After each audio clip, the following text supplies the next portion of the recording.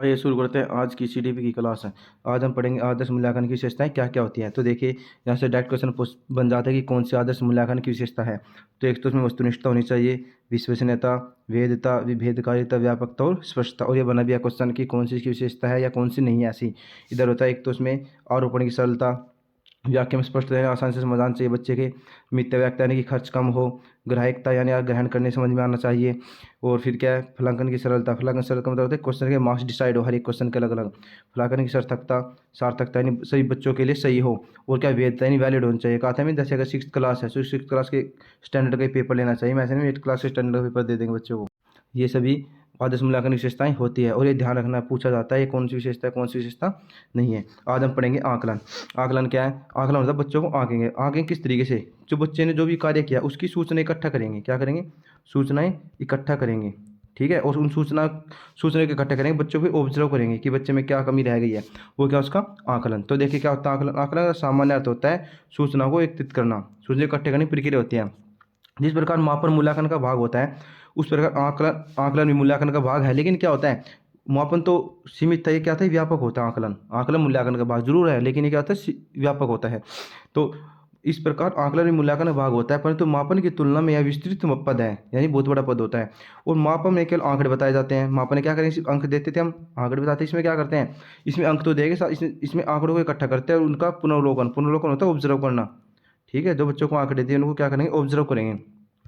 तो ये होता है तुम्हारा आकलन। समझ में आ गया ना। आकलन में क्या किया जाता है, सूचना को इकट्ठा किया जाता है, मूल्यांकन का एक भाग होता है। ठीक है। और क्या होता है, लेकिन मापने की तुलना में विस्तृत पद होता है। मापने के अंक बताते हैं, इसमें अंकों को इकट्ठा करके, आंकड़ों को इकट्ठा करके उनको दोबारा ऑब्जर्व किया जाता है। और ये क्या होता है, सबसे जरूरी बात है ये जो पूछा जाता है कि आकलन क्या है, शैक्षिक है सहशैक्षिक है। तो आकलन दोनों तरह के पक्ष शामिल होते हैं, शैक्षिक व सहशैक्षिक। शैक्षिक क्या होता है, जो शिक्षा से जुड़ा हो आपको। और सहशैक्षिक जो होते हैं ना आपकी एक्टिविटी। शैक्षिक होता है जो आपको पढ़ाया गया है वो सब। और सहशैक्षिक क्या होता है, सहशैक्षिक होता है यानी जो अदर एक्टिविटी क्लास में या स्कूल में करवाई जाती है, खेल कूद ये सभी शामिल होते हैं। ये आपका आकलन होता है। और आकलन दो तरीके का होता है। कौन कौन से होते हैं देखिए, वे होते हैं आपके निर्माणात्मक आकलन, एक आपको होता है निर्माणात्मक आकलन, और एक होता है वो समेटिव समेटिव असेसमेंट। पहले का निर्माणात्मक या रचना करना।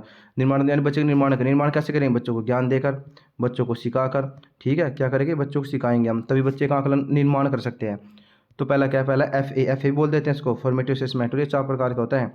निर्माणात्मक आकलन या रचनात्मक आकलन में क्या किया जाता है, सीखने के लिए आकलन। बताया मैंने अभी, हम बच्चों को पढ़ाया तो बच्चों को सिखाए तो रहे हैं, तो क्या ये सीखने के लिए आकलन किया जाता है। और ये आपने सुना होगा सीबीएसई बोर्ड ज़्यादातर लेते हैं, यूपी बोर्ड में नहीं लागू होता। एफ ए 4 प्रकार के थे। एक तो FA1 होता है, FA2 होता है, FA3 होता है, फिर होता है FA4। ये एक साल में 4 बार लिया जाता है। और FA1 है, जैसे बताया मैंने, FA1 FA2। FA1 में क्या है, जैसे बच्चों को जो कुछ पढ़ाया उससे संबंधित क्रियाएं, बच्चों को वो उसका डाटा शामिल होगा। फिर क्या है, खेल कूद बच्चों की। FA3 में क्या है, कोई अदर एक्टिविटी एक्टिविटी। फिर FA4 में क्या है कि बच्चे का बिहेवियर कैसा है स्कूल में। इन सब बातों को जोड़ा जाता है। समझ गए ना। FA जो रचनात्मक होता है 4 प्रकार का, FA1, FA2, FA3।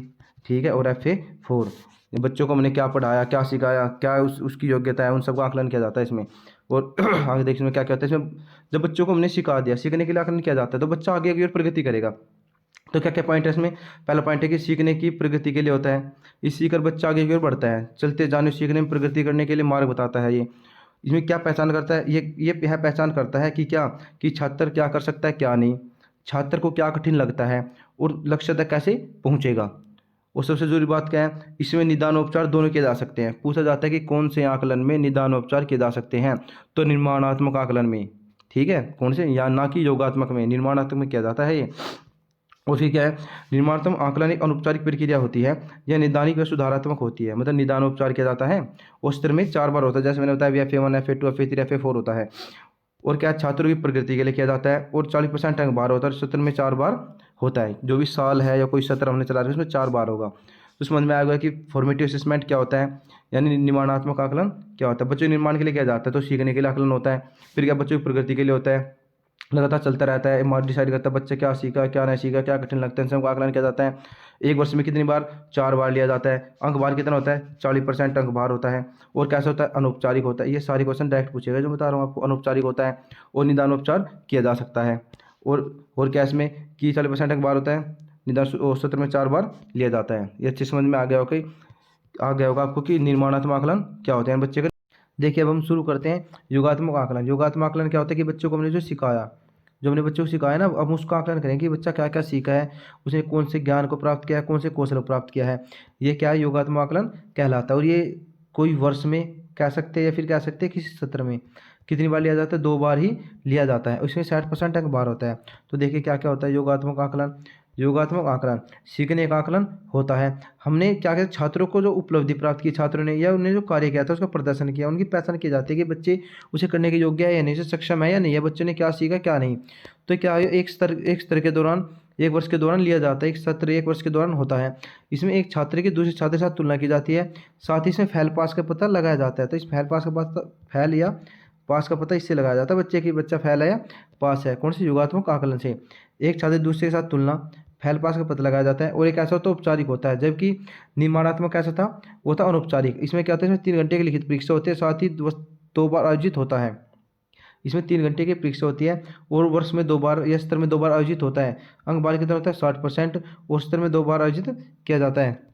इसके आधार पर क्या जाता है, इसके आधार पर क्या होता है, ये हमेशा सत्र के अंत में किया जाता है। और इसके आधार पर ही बच्चों को अगली कक्षा में भेजा जाता है फिर कि बच्चा अगली कक्षा योग्य है या नहीं है। तो उम्मीद है आपको समझ में आएगा कि निर्माणात्मक आकलन क्या होता है और योगात्मक क्या होता है। निर्माणात्मक क्या था कि वही किसमें क्या किया जाता है, सिर्फ कि बच्चे सीखने का आकलन किया जाता है। और क्या था, अनौपचारिक होता है, निदान उपचार किया जाता है, 40% अंक बार होता है, 4 बार लिया जाता है साल में। और फिर आपका क्या था योगात्मक क्या होता है, जो साल में 2 बार लिया जाता है, 60% अंक बार होता है।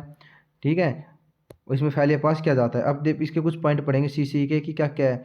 सतत समग्र मूल्यांकन क्या होता है, क्या सतत इसके फुल फॉर्म होते हैं, देखो कंटिन्यूअस कॉम्प्रिहेंसिव इवैल्यूएशन CCE, सतत एवं समग्र मूल्यांकन। जो इसमें समग्र है ना, समग्र शब्द है, ये शब्द इसका मतलब होता है ना कि ऑल, सभी तरह का डेवलपमेंट, बच्चे का सारा विकास करना। 4 प्रकार विकास पढ़े थे हमने, PCS। ये होता है फिजिकल, कोग्निटिव, सोशल, इमोशनल। यानी कि ये होता है शारीरिक, संज्ञानात्मक, सामाजिक और इमोशनल यानी सामूहिक। इन सब का विकास किया जाता है बच्चों का। तो देखिए क्या कहते हैं, सबसे पहले CC को राष्ट्रीय शिक्षा नीति 1986 ने लागू किया और 19 सिफारिश की थी, लेकिन NCF 2005 ने इसको लागू किया। दूसरा पॉइंट क्या है, ये निरंतर चलने वाला प्रक्रिया होती है, उसमें अध्ययन अध्यापन की प्रक्रिया शामिल होती है। किसमें, CCE में।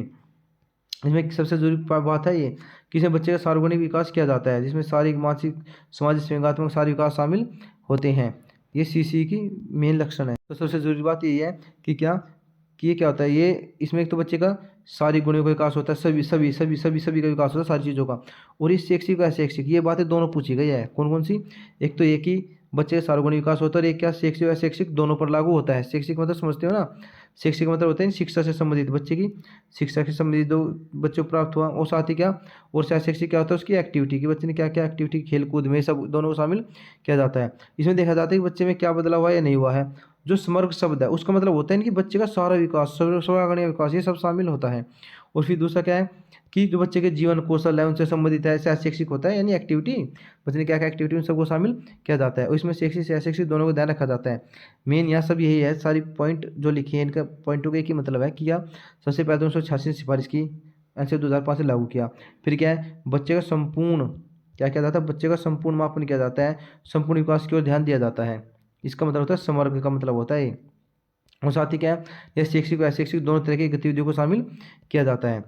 और आगे देखिए क्या होता है कि इसमें बच्चों की जो कमजोरी है, शक्तियों का पता लगाया जाता है, उन्हें दूर करने का उपाय भी किया जाता है।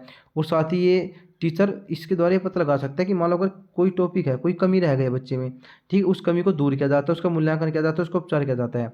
और जो उपचार है, मान लो फिर ये देखा जाता है कि क्या एक बच्चे को पढ़ाने की जरूरत है उस टॉपिक को, पूरी क्लास को। कैसे, देखिए कि सतत मूल्यांकन विद्यार्थी कमजोरी का निदान उपचार करने का कार्य करता है। अध्यापक यह फैसला कर सकता है कि कोई यूनिट या विषय संपूर्ण क्लास को पढ़ाया जाना है, किसी एक विद्यार्थी को पढ़ाया जाना है। यानी कि अगर किसी में कोई कमी है तो कमी का पता लगाओ, उसका क्या करो, उसका उपचार करो, उपचारात्मक शिक्षा दो उसको दूर करो, जो शिक्षा देकर उससे जिसकी कमी थी उसको दूर करो। अब देखिए आगे क्या है, इसके साथ ही क्या करता है, भविष्य के लिए फैसले के लिए हमारी हेल्प करता है। अब पढ़ते सीबीएसई बोर्ड ने कैसे लागू किया, कैसे शुरू हुआ था। सबसे पहले भुक्कल समिति 2009 में इसने सीसी के बारे में कक्षा 9 को लागू करने के लिए कहा था और 2010-11 में इसने अपना भी लिया था। इन्हें अपनाने पर बल दिया, लेकिन सीबीएसई बोर्ड ने कब अपनाया था इसको, सीबीएसई बोर्ड ने 9 या 10 कक्षा में इसको अपना लिया था, 9वीं 10वीं कक्षा में, लेकिन कब, सन 2010 में। सबसे पहले किसने बात की, भुक्कल ने, कक्षा 9 और 10 को अपनाने की बात की थी। सन 2000 कौन कौन से सन ये था हमारे, सन 2009 में बात की थी, 2010 में अपना लिया था। सीबीएसई बोर्ड ने 2010-11 9वीं 10वीं के लिए लागू कर दिया था। तो सीबीएसई बोर्ड जिस पर कार्य करता है, देखो क्या क्या होता है। एक वर्ष में 4 तो रचनात्मक और 2 क्या होता है योगात्मक। हमने अभी बात की है कि 4 तो क्या होते हैं रचनात्मक और 2 क्या होता है आपके योगात्मक। ये FA1 FA2 FA3 था। अब उनको डिटेल में पढ़ेंगे। FA1 होता क्या है, FA1 में 40% एक बार होता है और FA2 SC में क्या आता है 60%। और देखिए FA क्या आता है, जो दो तुम्हारा था ना अप्रैल टू सितंबर तक चलता है। इसमें FA1 में 10% मार्क्स, FA2 के 10% मार्क्स और SA1 के 30% मार्क्स शामिल होते हैं। फिर अक्टूबर से 9 मार्च तक चलता है। इसमें क्या, FA3 के 10%, FA4 के 10% और SA2 के 30%। ऐसे अंक बाहर को डिसाइड किया गया है, ध्यान से देखिए इनको, ठीक है। आगे समझ में, FA1 के 40% हो गए और SC के कितने हो गए 60%। FA होता है फॉर्मेटिव यानी निर्माणात्मक, SC होता है योगात्मक। अब देखिए जो ग्रेडिंग सिस्टम था, सीबीएसई बोर्ड ने ग्रेडिंग सिस्टम लागू किया है कि यानी किसी बच्चे के 90 से 100 के बीच में आता है उसको A1 ग्रेड मिलेगा, 80 से 90 के बीच में आता है तो A2 ग्रेड मिलेगा। ऐसे इनको ग्रेड पॉइंट में डिवाइड किया गया, 70 से 80 में B और 61 से 70 में B2, ठीक है। ऐसे ही अगर 50 से 60 की बात करता है तो C1, 40 से 50 की बात करते हैं तो C2, 33 से 40 की बात करते हैं D, ये सब शामिल होते हैं। और ये जो 9 के 9 पॉइंट है ना, ये 9 पॉइंट स्केल कितने सीबीएसई के अनुसार होते हैं। आपको अच्छे से पता लग गया कि सीबीएसई ने कैसे कैसे उसे लागू किया था। सीबीएसई ने 2010-11 से लागू किया था। कौन कौन सी कक्षा के लिए इसे लागू किया था शुरू में, 9वीं और 10वीं कक्षा के लिए। इसमें क्या होता है, यही कि 40% अखबार ये होता है अप्रैल टू सितंबर तक FA1 FA2 और SA1 चलता है। फिर अक्टूबर से मार्च तक क्या चलता है, FA3 FA4 SA2 चलता है। और 9 पॉइंट स्केल बताई थी इसने। इसमें अब कुछ पॉइंट है जो इसमें यूज किया जाता है। शब्दावली, क्या क्या शब्दावली है कि CCP का क्या मतलब होता है, चाइल्ड सेंटर पेडागोगी। और CCA का क्या मतलब होता है, कंटिन्यूस एंड कॉम्प्रिहेंसिव इवैल्यूएशन। और CCA का मतलब होता है कंटिन्यूस एंड कॉम्प्रिहेंसिव असेसमेंट। ये डायरेक्ट पूछा भी गया है, ये पूछा गया है कि CCA की फुल फॉर्म क्या होती है।